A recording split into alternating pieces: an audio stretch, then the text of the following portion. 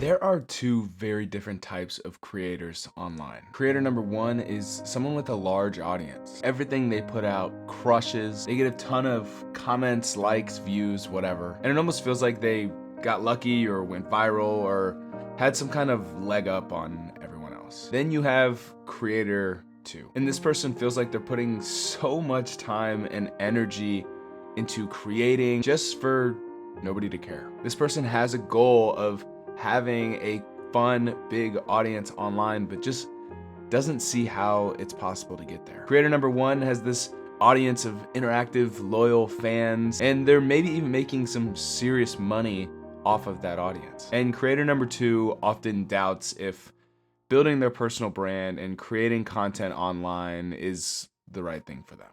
Now, I imagine most of you, if you're watching this, are in camp two. You want to be a creator that builds or has built an audience of friends, fans, and maybe even buyers. So in today's video, I want to share with you the 5 key principles I've learned over the last 18 months of being a content creator and having the dream of building my personal brand. The things that have helped me build an audience of friends, not just followers. Before I do that, if you're new to the channel or have never seen me before and are wondering, who is this guy and why should I possibly listen to him? Hey, it's awesome to meet you. My name is Griffin Lickfeld. I am a full-time software consultant and developer and part-time content creator. And over the last 2 years, I have gone from knowing absolutely nothing about creating on any platform. No video editing, no video production, no posts, nada, nothing. To now having over 100,000 views on my YouTube channel that's currently averaging about 10,000 views a month across all of the videos on the channel, and having a YouTube community in a super awesome niche that is honestly positively impacting my life. So a little bit of context before I get into some of the points that I'm going to talk about in this video. At least at the time of recording and uploading this, I do not have any kind of following that would probably knock anyone's socks off. And if that means you don't think I have anything beneficial to add or you don't want to listen to me, you can go ahead and click off. But I find that for me personally, the best advice I can receive are from people who are just ahead of me. They know exactly what it's like to be in my shoes because they were just there. And I'm able to kind of clearly see the path forward into where they are now. And so that's why I wanted to make this video at this point in time, because I'm not this person with a huge following. And I think that's actually a really good thing, because sometimes people like that, it can be pretty hard to picture myself going from, maybe where you are starting today to where they are. So that's the purpose of this video, the harsh reality behind building your personal brand. So like I said, I have 5 kind of main points, and based on the title of this video, this is Power Talks episode 50. A lot of what we talk about on this show is how can I level up as a person. It's kind of related to the software niche that I spoke about, but if you are unrelated to that, I'm still super thankful that you are here and watching that. And if you are interested in building your personal brand, I want to give you these 5, I think I called them key principles, but really just kind of 5 universal lessons or things that I have taken away from the past 2 years of creating content online, or at least beginning to research into creating content online. And so that is that. Like I said, my name is Griffin. I'm super happy that you're here. I want to just get into point 1 right away. And point 1 is to, let me actually make sure I say this correctly. Point 1 is don't wish to go viral. And that might sound ironic or funny or counterintuitive, but I want to explain why. And maybe a little bit of a personal testimony here. So I started my channel September of 2023 was my first ever upload in my life to YouTube. And realistically, my first, besides maybe a LinkedIn post, the first time I've ever created something and shared it to the internet.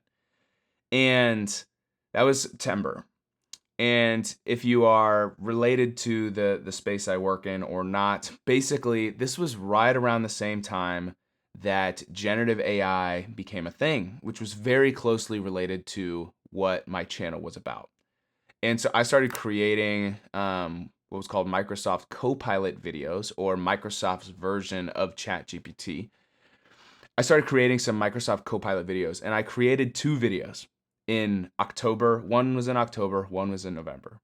So a month or two into creating. There's a story here, I promise. A month or two into starting a YouTube channel. In the videos, I think they were really good, but I think just the idea, the topic and the timing like were perfect, impeccable.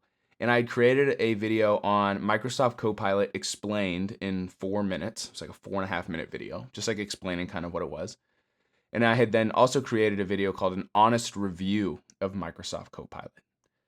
So again, I don't know, 6 to 10 weeks into starting my YouTube channel, I uploaded those 2 videos. And those 2 videos to this day are currently my 2 most viewed videos. And in the matter of a month, across those 2 videos, like before January 2024, like over the next 6 weeks, those 2 videos accumulated like 20,000 views. And I can remember at that point, I was like, I've made it. I am YouTube famous. I'm gonna be able to retire next year because I'm gonna start making enough money off YouTube to not have to work, and I can just create YouTube videos. And so I then proceeded for pretty much the next, I mean, I guess even to this point, I still don't have a video with that many views. So even a year and some change later, you could argue I have not matched that, right? Like I have not created a view that has performed that well. And particularly for like the 6 months after those videos, my videos, at least in relation to my other ones, were doing really poorly. And I can remember in those 6 months, after having this insane high of like, oh my goodness, people love my content, to right back to the bottom that almost felt like worse than before. And not to get like all psychological or emotional, I can just remember though, how how hard that was to stay motivated to continue to create, because I just became like this fiend for, those analytics, if that makes sense. And I think that really hurt my progress in enjoying what I do, in that virality, at least in the aspect of the industry that I work in, is pretty large. That virality kind of like spoiled the next 9 months of creating content. And like I think that would be a huge piece of advice, and like honestly, I'm very thankful for every single person who watched that video, and I'm like super glad that they did. But it almost, I think it hurt me in a way, you know? And that's, I guess, just kind of like the first point I wanted to say is like, I think especially if you're wanting to start creating, you can get this idea of like, oh, if I just went viral, if I just had one video do super well, like if just this next video does super well, then I'm going to make it. I just want to tell you, like, unfortunately, that is not the case. And that is like my own personal story. And I'm not the only person that feels this way. And kind of almost in prep for this video, I ingest or like consume a lot of content about how to create content. And that is a common sentiment, but I did not believe it. And so I guess I just wanted to tell you, like, to believe it, in that almost not going viral is a good thing for you.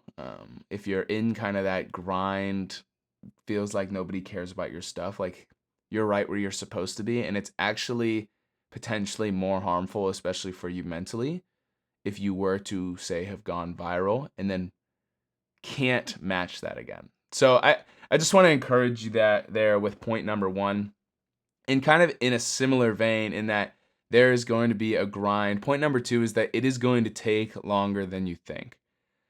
And I think that there's a lot of people online, there's a lot of like YouTube creators I personally love YouTube. There's a lot of YouTube creators who have YouTube channels centered on how to start a YouTube channel, right? Does that make sense? Like they educate people on how to be successful YouTube creators. And I don't know if it's just because they are also trying to have videos that perform well, and whatever, but there's this like idea, I feel like, that it's easy for people to act like it's easy and that it's quick and that if you just follow these 5 steps, you can get 1,000 subscribers or 100,000 subscribers and get monetized on YouTube.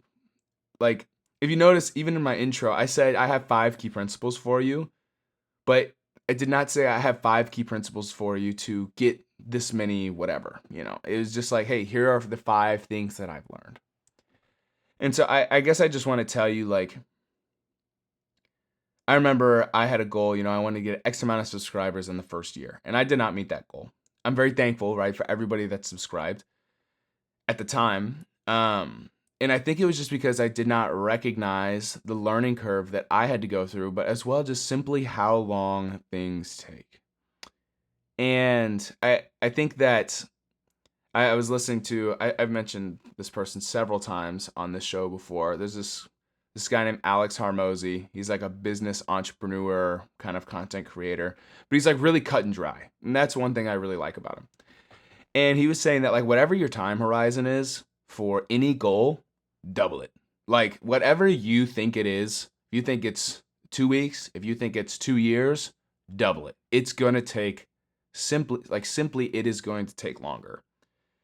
And I think that, and like for me, that's not really to discourage you. Like say, just we'll keep rolling with the YouTube example. Say your goal is to get 1,000 subscribers in the next year. If it took you 2 years to get 1,000 subscribers, would you have never started? Or like, would you still continue? You just recognize, okay, it's going to take longer. I would like to think that you probably will still start. And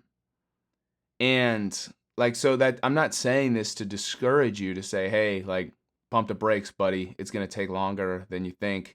And I mean, I hope things take off for you. I really do. I'm not praying on anyone's downfall.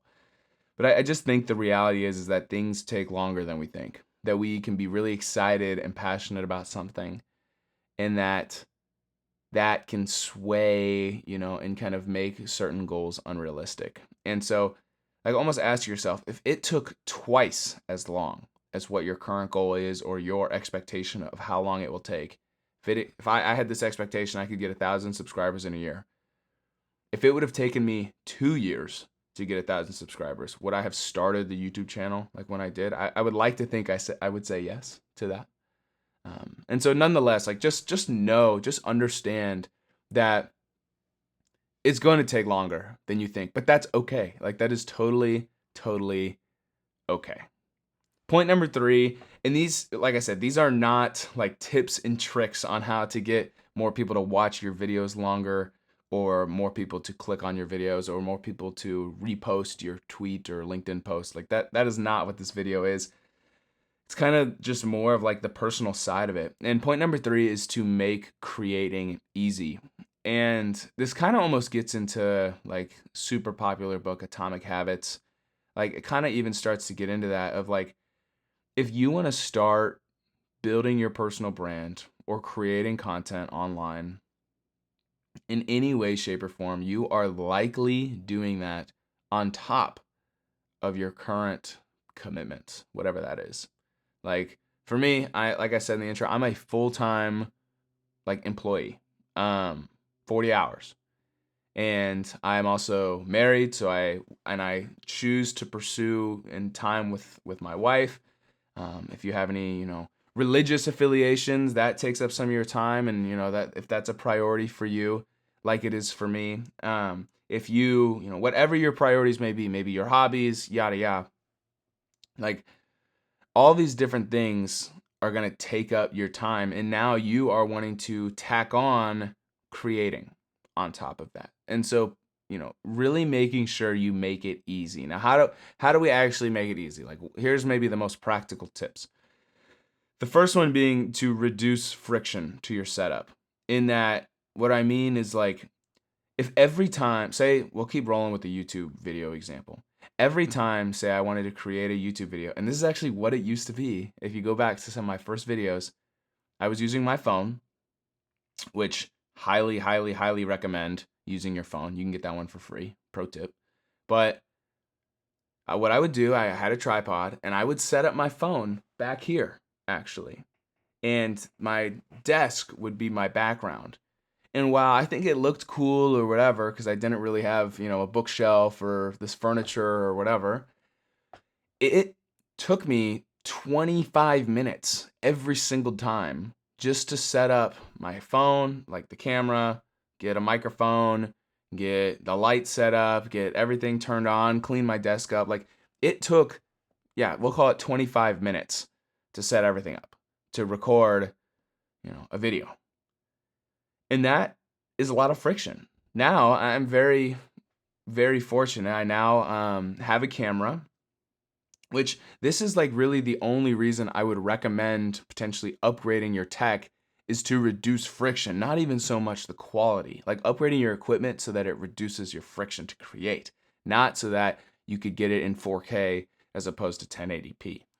But now I have a camera that is on this mount on my desk, and I'm able to plug it into my computer with the cord hanging right next to it if I needed it as like a webcam.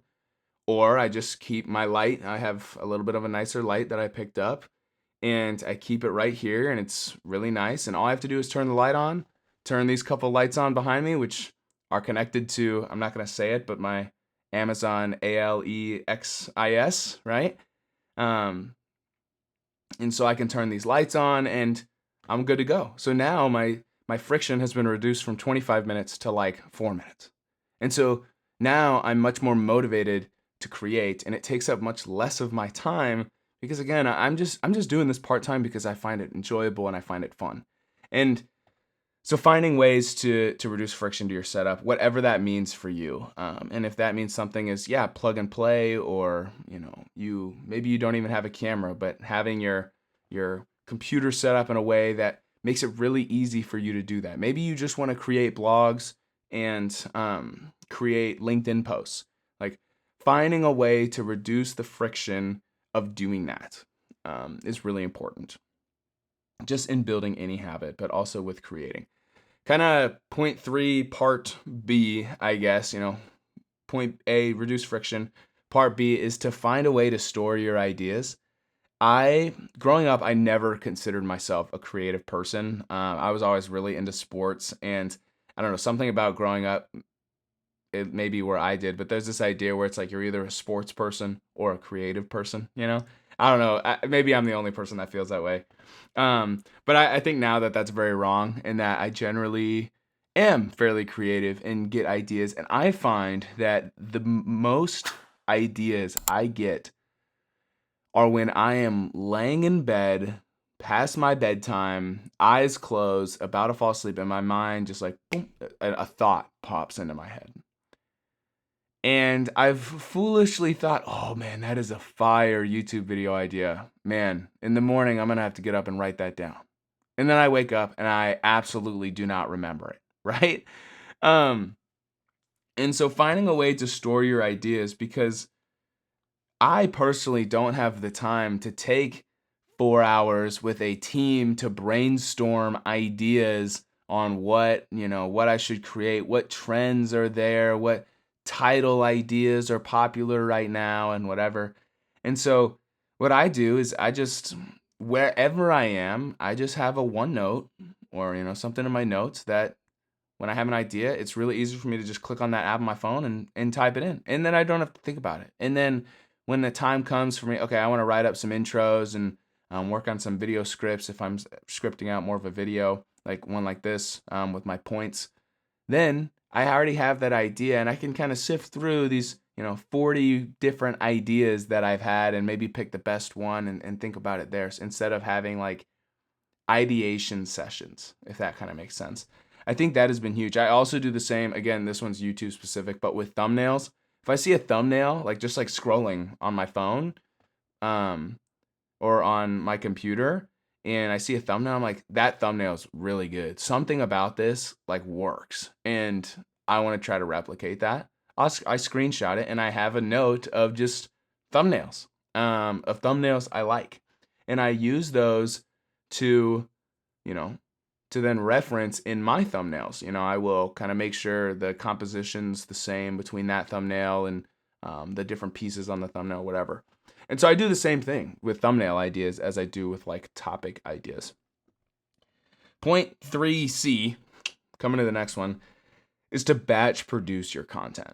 And so specifically, kind of tying back into reducing the friction, I got into a rhythm where, the 4 minutes right now, I'm not sitting down and recording multiple of these, but especially when I had would do the setup here, or I would sit down and I would record like 3 or 4 scripted videos, and that allowed me to, in a matter of say like 2 hours, all I had to do was set everything up once, and I got 4 videos, if that makes sense. In my brain, I was in, record video mode at that time. And then say the next week, I spent that week editing, or in my free time that week, editing those videos. So my brain was in like video editing mode, right? I didn't have to go record this video and then edit this one and then upload that one and then record another one and then edit that one and then upload that one and then record it. You know what I mean? Like, it was just, I was like batch producing these. And I think that's really beneficial. And that is kind of what I do for some of these Power Talk series, especially the ones where I have guests, in that, well, for one, I use a software called Riverside to meet with these guests online and get higher quality videos. Riverside is a monthly subscription. So what do? I book as many calls as I can, 2 to 4 a week for 1 month, so I can cancel my subscription. But with that, I'm able to get, say, 15 videos with guests in those 4 weeks, and I upload 1 a week, so that gives me like 15 weeks of content. If that's an exaggeration, it's generally more like 1.5 to 3 months of content. And so that way I can have some stuff that is set and scheduled. But when I'm in those times, I'm not thinking about editing these conversations or anything like that. I'm just thinking about, okay, interviewing them and getting stuff set up and whatever. Like, so I'm able to kind of batch produce those. And I think that has substantially helped my ability to produce and has made creating easy for point number 3.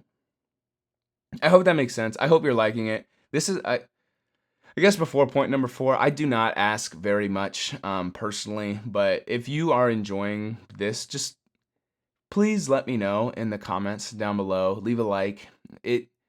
I'm not just saying that just like with the YouTube spiel, but honestly, a comment means so much more to me than a like, because I can hear specifically what you're enjoying about it and even see maybe who you are a little bit. And so just let me know if there's anything that you think that is insightful in this conversation. So point number 4 is use what's working. And specifically repeating the things that seem to be working for you. I struggle with this one and am probably a little bit of a hypocrite in that I have not done this the best. I had gotten to a point, kind of in that same point that I talked about at the very beginning, when I got into this lull and I was really unmotivated to create. I decided to kind of shift what I wanted to do, not with the channel per se, but I was creating kind of, talking heads and kind of tutorials, whatever, and I was just like burnt out. I was like, I do not want to do this. And so I kind of switched it up. And I started doing these longer form conversations and different things. And then I just had noticed that over time, some of those tutorial videos started like growing some really good search traffic. Like, they were getting substantial amount of views just from people searching for a question and finding my tutorial video. Ironically, my first video on this channel it was not for the longest time, but at least at the point of the recording, I think it's like my 3rd most viewed video. It is a certification study guide. And pretty much for the last year and a half has gone anywhere between 10 to 100 views a day every single day, and it's grown to whatever views it's at now, just because people have searched it. And I lost sight of that, these things that were working. And I kind of switched it up, and I was creating content pursuing after those, like the co-pilot videos that did well. But I think in the long run it has hurt my channel. I realize I'm yapping, and this probably makes no sense. But what I'm trying to get at is I had noticed that those search videos started performing really well over time. It just took, say, 6 months to start to see that. And so what I did was, this summer I had the opportunity to be on a couple co-pilot studio projects. Again, if you're here listening unrelated to what I do, that's totally okay. But I had created a series of different tutorial videos on, answering questions related to that. And now, right now, those videos, thankfully, are about 6 months later, are doing very, very well. They are like 7 of my top 15 most viewed videos every day right now. And they're all about, less than 6 months old. And it's all search. It's all search. When I first uploaded them, they were literally getting like a dozen views, 12, like whatever. But now, almost all of them are over 1,000 because they're getting, up to 100 a day. Some of them are. And I'm recognizing that, hey, like, something about this is working. And that's what made me start to want to do those Copilot Studio ones. And so that's also why I have now started doing more Copilot Studio tutorials again on this channel on top of these, because I personally, these are the type of videos that I really enjoy creating. I love making Copilot Studio tutorials, but there's something about these that are so much more fulfilling. But anyways, I'm recognizing the value that those have in how they work, and so I need to replicate that. I don't know if that makes any sense. Also,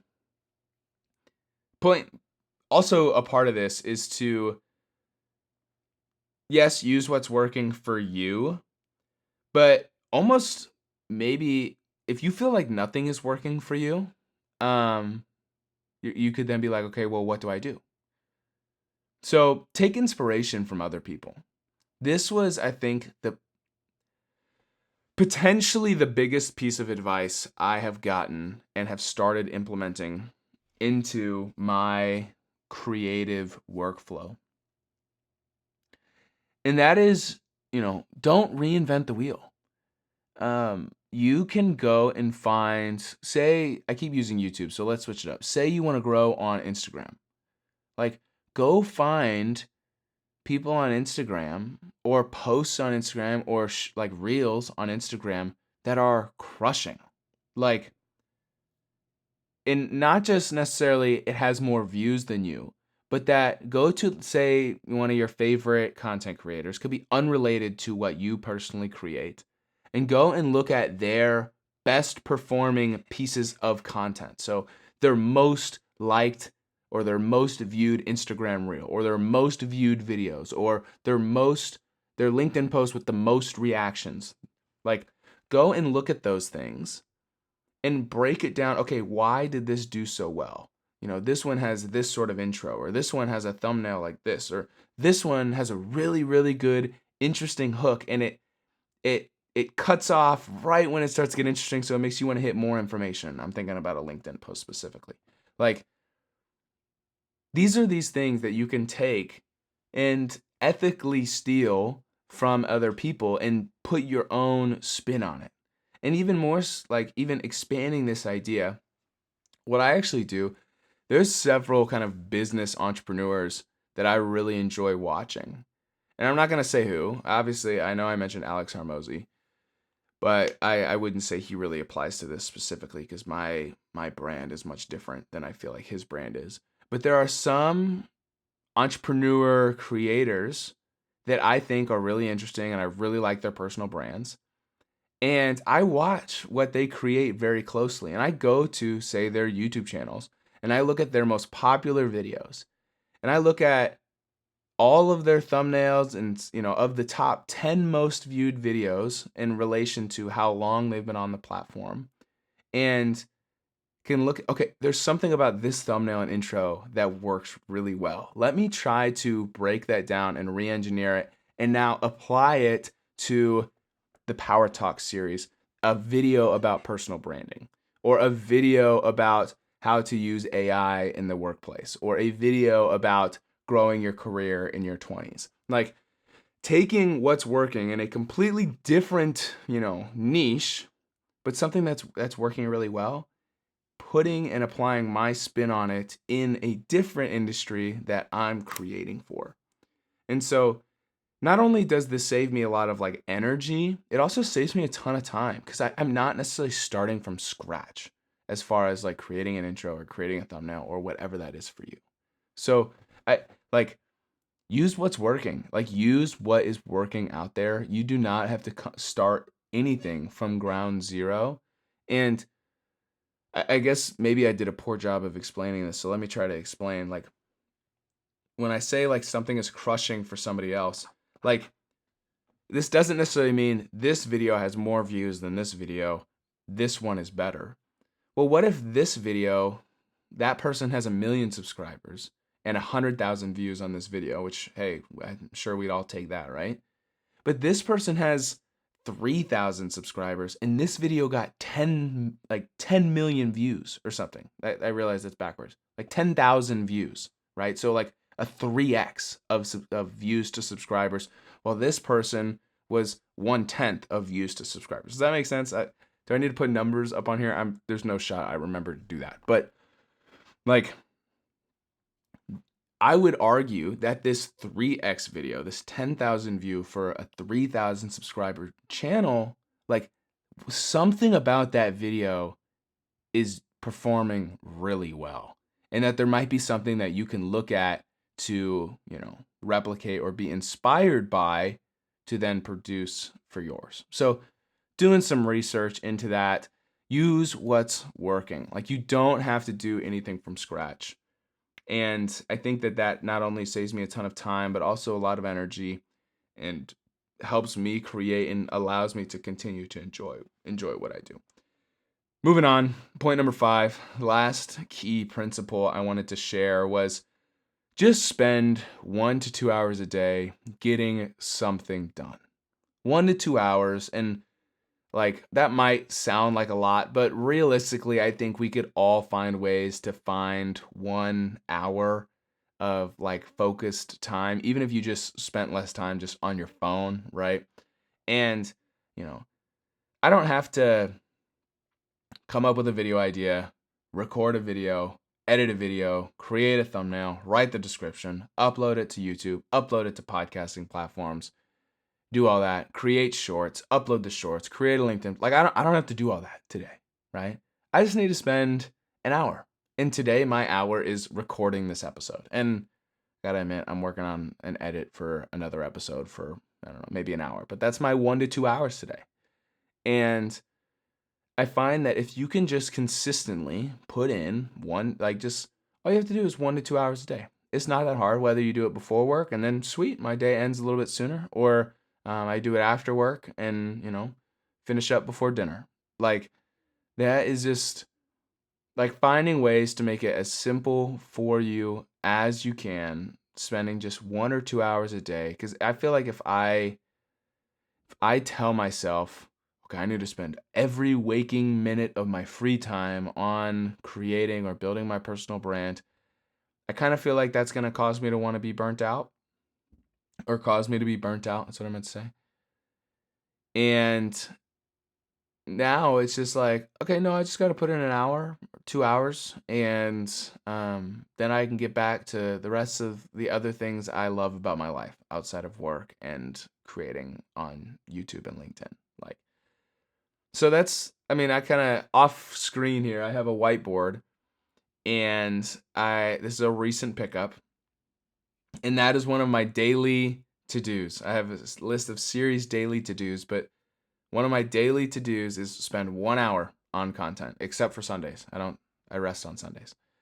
But nonetheless, and then I have a different section of the whiteboard where I'm writing out kind of maybe my to-dos for the day or the next couple days. And today I need to record this video and work on an edit. And then tomorrow I'm going to be finishing that video, that edited video, and half editing this video.